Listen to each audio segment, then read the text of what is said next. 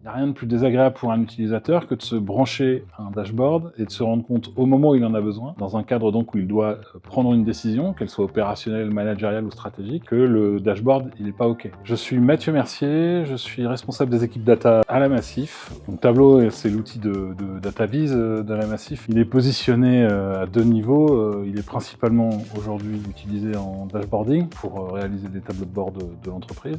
Et Tableau pourrait être aussi utilisé comme un outil de self-service analytics. Oui, donc c'est un vrai sujet, la gouvernance, évidemment, puisqu'on est dans un monde où, du côté de la data, on souhaite gouverner la qualité de données, gouverner les usages, et on est dans un monde où les utilisateurs, à juste titre, souhaitent le plus d'autonomie possible. Donc les logiques de gouvernance, elles permettent à chacun de jouer son rôle au maximum de ses capacités exploratoires, tout en respectant un cadre dans lequel il faut absolument qu'on se place. Ce qu'on a cherché à résoudre en utilisant Wisdom, c'est en fait la capacité à diffuser en sérénité, pour les producteurs de l'information, mais aussi pour les utilisateurs, des données qualifiées et OK avec les usages qui sont sous-jacents. Ce que ça a changé, c'est d'être capable d'adresser le sujet de la qualité de nos livrables, des assets qu'on déploie au métier, jusqu'au bout. Et donc ça a augmenté la satisfaction utilisateur, puisque c'est des retours qu'ils nous faisaient régulièrement, et que avant Wisdom,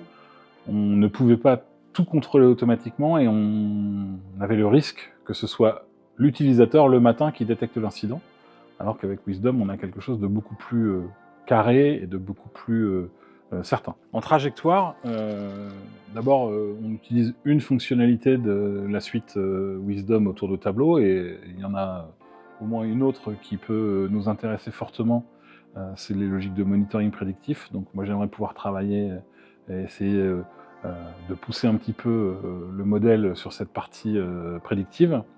Et puis évidemment, généraliser l'approche Wisdom sur Tableau pour nous, mais aussi en faire profiter les équipes de la Massif qui ne l'utilisent pas, mais qui sont partants pour s'appuyer sur cet outil pour améliorer la production de leurs livres.